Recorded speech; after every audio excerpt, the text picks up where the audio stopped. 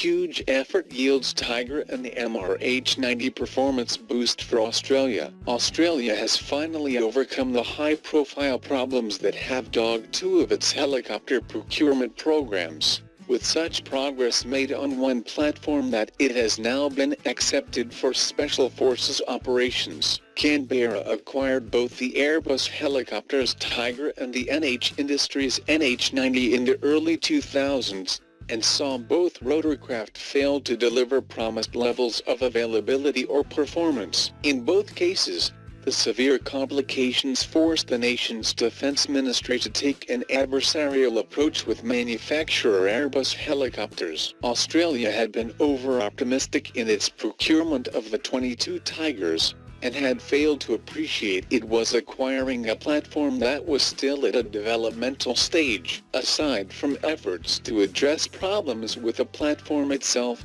a difficult legal process was required to cap annual sustainment costs, as these were left uncapped in the original contract. However, a more collaborative approach with Airbus helicopters has driven availability and ironed out performance issues. Full operational capability was declared in 2016 and the Army's fleet has now passed 32,000 flight hours. 4,000 hours were accumulated in 2018 alone. Similar efforts were required on the MRH90. The majority of its 47-unit order assembled locally by Airbus Helicopters subsidiary Australian Aerospace, to address low availability levels and the high rate of effort required to keep the fleet operational. The MRH90 was placed on Australia's Projects of Concern list in 2011. But the improvement in its performance for the Army has now seen the helicopter transition to the Special Operations role,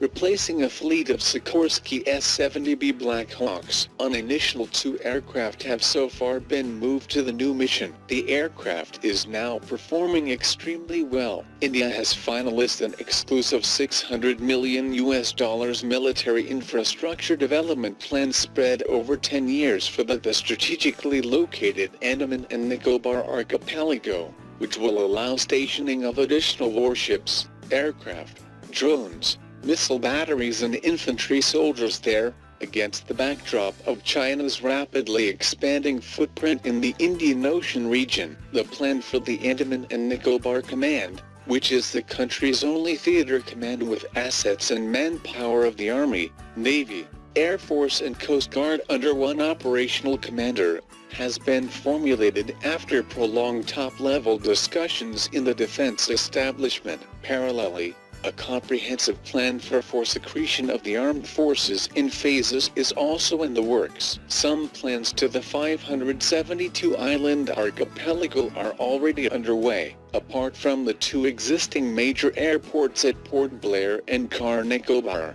the runways at the naval air stations at INS Cohassa in the north and INS Baz in the south will be extended to 10,000 feet to support operations by larger aircraft. Another 10,000-foot runway at Kamorta Island is also envisaged as part of the plan. India has already taken to deploying fighter jets like Sukhoi 30 MKIs, long-range maritime patrol Poseidon 8 aircraft and Heron 2 surveillance drones to the archipelago on a regular basis now. Additional Dornier 228 patrol aircraft and Mi-17 V5 helicopters will also be based at the ANC soon. The U.S. is officially withdrawing from the Intermediate-Range Nuclear Forces Treaty with Russia due to alleged violations of the 1987 pact by Moscow, the Trump administration said. Secretary of State Mike Pompeo announced the withdrawal after a series of tense conversations with the Russians failed to save the agreement,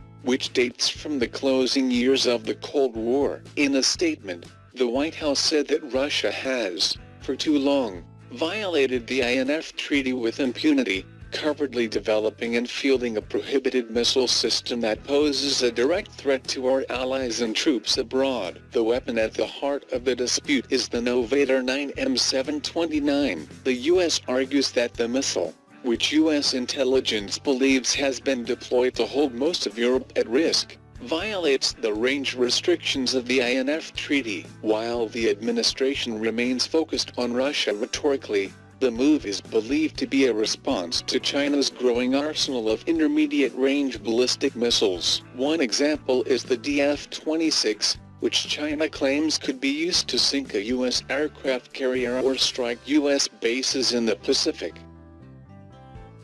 Thanks for watching. Please like, share, and subscribe.